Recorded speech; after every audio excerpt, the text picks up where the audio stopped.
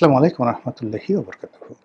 সম্মানিত দর্শক, জ্বালানি সংকটে বাংলাদেশ রীতিমতো তছনছ হতে চলেছে। অর্থনীতি, সমাজ, ব্যবসা-বাণিজ্য, রাষ্ট্রীয় উৎপাদন এবং জাতীয় উৎপাদন এবং সর্বোপরি মানুষের যে শৃঙ্খলা, সরকারের আত্মবিশ্বাস, জনগণের আত্মবিশ্বাস সবকিছু জ্বালানির সঙ্গে সম্পৃক্ত। আমাদের যে জ্বালানি সেক্টর, এই জ্বালানি সেক্টরের বিদ্যুৎ, গ্যাস, গ্যাস মানে প্রাকৃতিক গ্যাস যেটা আমরা নিজেরা এখানে উৎপন্ন করি, সেই প্রাকৃতিক গ্যাস যেটা দিয়ে এই চুলা জ্বলে বিদ্যুৎ উৎপন্ন হয়। এরপর সেই যে প্রাকৃতিক গ্যাস এটাকে আমরা আবার সিএনজি করি। সিএনজি করে সেই সিএনজি গুলো যে ফিলিং স্টেশন রয়েছে তার মাধ্যমে আমরা বিভিন্ন সিলিন্ডারে আমরা সেই সিএনজি সরবরাহ করি। এটাকে আবার আওয়ামী লীগ সরকার সেই জ্বালানির যে অর্থাৎ বিদ্যুৎ, তেল, গ্যাস, এটার আবার আরেকটা জিনিস তারা শুরু করেছে, সেটা হলো এলএনজি। এলএনজির বাইরে আবার আরেকটা রয়েছে, সেটা হলো এলপিজি।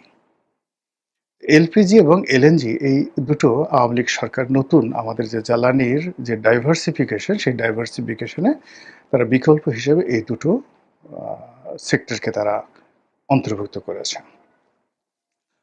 ফলে একটা সময় এই ঢাকা শহরে রান্না বাড়ার কাজে 100% যে প্রাকৃতিক গ্যাস যেটা আমাদের নিজস্ব ছিল, চুলা জ্বলত, সেটা মানে যাকে বলা হয় সেই প্রাকৃতিক গ্যাসের উপর নির্ভর করতে হতো, যেটা পরবর্তীতে এলএনজিতে রূপান্তরিত করা হলো। আর আমরা যে পেট্রোল, ডিজেল, অকটেন এগুলোর মাধ্যমে যে গাড়ি ঘোড়া চালাতাম, সেখানে আমরা ওই সিএনজি আমরা রূপান্তর করলাম। এটা সরকারের মাধ্যমে করা হলো। আচ্ছা, কিন্তু বিশ্বে এই জ্বালানির ভাইব্রেশনের কারণে, অবস্থার কারণে এবং অনেকগুলো রূপান্তর হওয়ার কারণে এখন এলএনজি এবং এলপিজি এই দুটো অপরিহার্য হয়ে যখন পড়লো, তখন শেখ হাসিনার সরকার এই এলএনজি এবং এলপিজিতে ব্যাপক বিনিয়োগ করে এই দুটো সেক্টর উন্মুক্ত করলো। তাহলে আপনি চিন্তা করুন যে আমরা যে বায়োফুয়েল যেটাকে বলা হয়, সেখানে কেরোসিন তেল, ডিজেল, ফার্নেস অয়েল, তারপরে শেষে অকটেন, পেট্রোল, এইভাবে আমরা এগুলো দিয়ে আমরা গাড়ি ঘোড়া, মিল, কলকারখানা এগুলো সব চালাচ্ছি। এর সঙ্গে প্লেন চলছে জেট ফুয়েলের মাধ্যমে। আচ্ছা, আর প্রাকৃতিক গ্যাসে যে প্রতিষ্ঠানগুলো চলতো, মানে গ্যাস নির্ভর, যেমন জেনারেটর, বয়লার, বিভিন্ন বিশেষ করে শিল্প কলকারখানাগুলোতে এটা খুবই গুরুত্বপূর্ণ, প্রাকৃতিক ন্যাচারালি গ্যাস দেওয়া হয় না।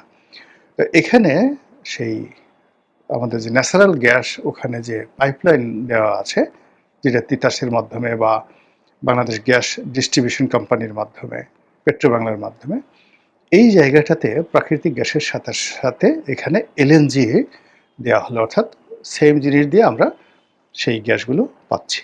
অর্থাৎ আমাদের বাংলাদেশের প্রাকৃতিক গ্যাস আর একটা বিদেশ থেকে আমদানিকৃত এলএনজি। এই এলএনজি সরবরাহ করার জন্য দুটো টার্মিনাল আবার তৈরি করা হলো। এটা আওয়ামী লীগ তৈরি করা হয়েছে দুটো। একটি টার্মিনাল একটা মার্কিন কোম্পানিকে দেওয়া হয়, যে কোম্পানিতে এখন পিটার ডি হাস কাজ করছেন। আরেকটি এলএনজির যে টার্মিনাল, সেই টার্মিনালটি দেওয়া হয় সেই সামিট গ্রুপকে। এই দুটো এখন আছে। এর বাইরে এস আলমকে দেওয়া হয়েছিল, সালমানকে দেওয়া হয়েছিল, এরকম এগুলো চালু হয়েছে কি না আমি বলতে পারবো না। তো সব মিলিয়ে আওয়ামী লীগ যে জ্বালানি নিরাপত্তা গড়ে তুলেছিল, বেল্ট গড়ে তুলেছিল, সেটা আনইন্টারাপ্ট ছিল। অর্থাৎ আমাদের যা প্রয়োজন ছিল, বিদ্যুৎ প্রয়োজন ছিল ধরেন 18,000 মেগাওয়াট, তারা উৎপাদন করার ক্ষমতা দিয়ে গেছিল অ্যাটলিস্ট ধরেন 30,000 মেগাওয়াট।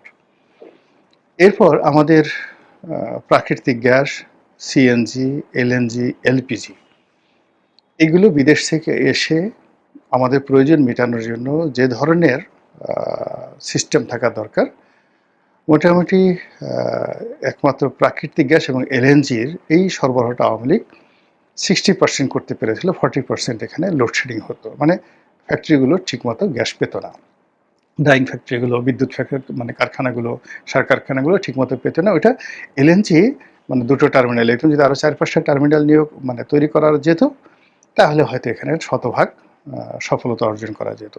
কিন্তু তারপরে আওয়ামী লীগ জমানাতে বিদ্যুৎটা শতভাগ ছিল, তারপরে এলপিজির কোনো সমস্যা ছিল না, এলএনজির এবং প্রাকৃতিক গ্যাস, সেই প্রাকৃতিক গ্যাসের 60% তারা মোটামুটি সরবরাহ করতে পারতো। এই 60% কনজিউম দিয়ে আর বিদ্যুৎ দিয়ে মানে ইলেকট্রিসিটি দিয়ে এবং ডিজেল দিয়ে ইন্ডাস্ট্রিগুলো মোটামুটি চলে যাচ্ছিল।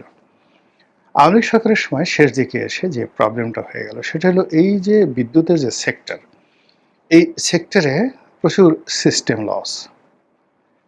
সেই সিস্টেম লসের পরিমাণটা একজাক্টলি আমি এখানে বলতে পারবো না, but it's not less than 40,000 crore টাকা ইয়ারলি।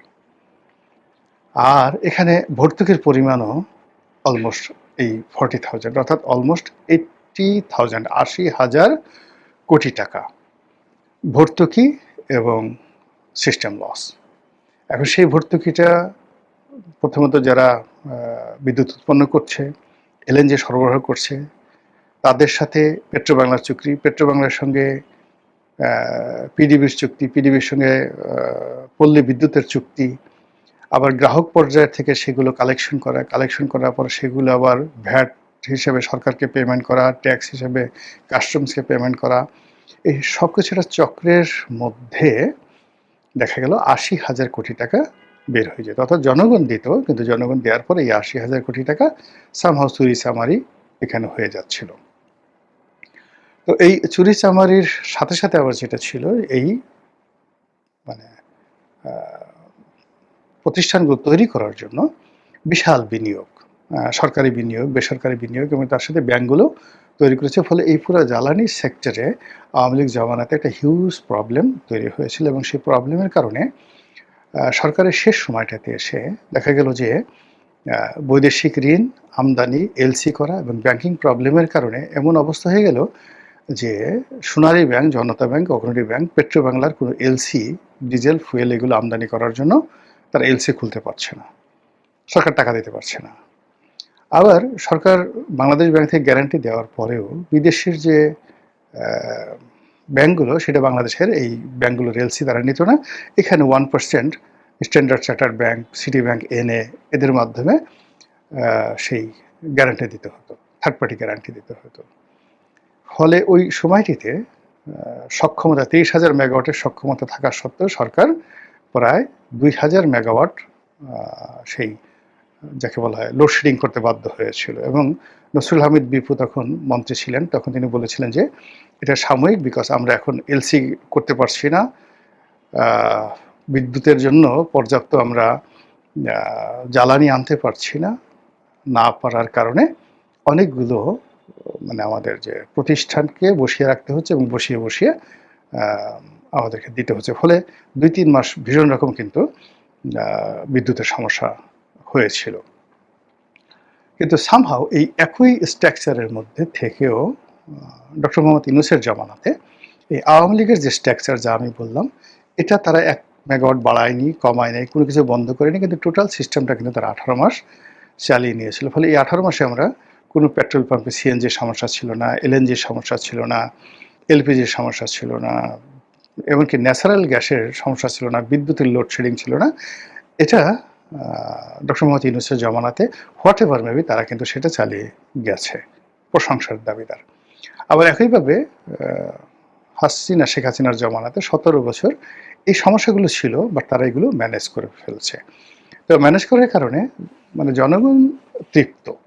জনগণ তৃপ্ত কীভাবে, এটা কী হলো, তারা এভাবে খুশি থেকে গালাগালি করতো যে এই শেখ হাসিনা এই অমুকরে ক্যাপটিভ পাওয়ার দিয়েছে, অমুকরে ওটা দিয়েছে, ওটা দিয়েছে, এখানে 1,000 কোটি টাকা ব্যবসা হয়েছে, এগুলো শুনতো আর গালাগালি করতো। কিন্তু ঘরে বিদ্যুৎ আসতেছে, গাড়িগুলো ঠিকমতো চলতেছে, ফ্যাক্টরি চলছে, ব্যবসা বাণিজ্য হচ্ছে, যার জন্য মানুষ সেই গালাগালির মধ্যেই সীমাবদ্ধ ছিল, কিন্তু বিক্ষুব্ধ ছিল না। কিন্তু তারেক রহমান সাহেবের সরকার আসার সঙ্গে সঙ্গে দেখা গেল যে ইউনূস সরকারের 18 মাসের ধারাবাহিকতা আর বিগত সরকারের 15 বছরের ধারাবাহিকতা, এই টোটাল 17 বছরের সব কিছু মানে গত ৭ মাসে রীতিমতো মুখ থুবড়ে পড়েছে। এখন সরকার খোলামেলা আগের মতো বলছে না। পত্রপত্রিকাগুলো খোলামেলাভাবে আওয়ামী লীগ জমানাতে বা ইউনূসের জমানাতে যেভাবে রাষ্ট্রের অনেক গুরুত্বপূর্ণ বিষয় লিখতে পারত। কোন ব্যাংকের এলসির অবস্থা কি, কোন ব্যাংক এলসি করতে পারছে না, আন্তর্জাতিক কোন ব্যাংকগুলো আমাদের এলসি গ্রহণ করছে না, এই ধরনের কোনো খবরাখবর ইন ডিটেলস আমরা লোকাল কোনো পত্রপত্রিকার মাধ্যমে পাচ্ছি না। আর এই বিষয়গুলো মানে আন্তর্জাতিক মিডিয়াতেও ওইভাবে আসছে না। আর যেহেতু বিষয়গুলো অত্যন্ত টেকনিক্যাল, আমরা যারা এখানে কন্টেন্ট ক্রিয়েট করি, আমরা ইন ডিটেলস এই জিনিসগুলো এনে তারপরে সাংবাদিকদের মতো অনুসন্ধানী করে টু দি পয়েন্ট এইগুলো নিয়ে রিপোর্ট করব, ঠিক ওইরকম অবস্থা আমাদের দেশে আসলে কন্টেন্ট ক্রিয়েশনটা আমাদের দেশে এখন পর্যন্ত গড়ে ওঠেনি।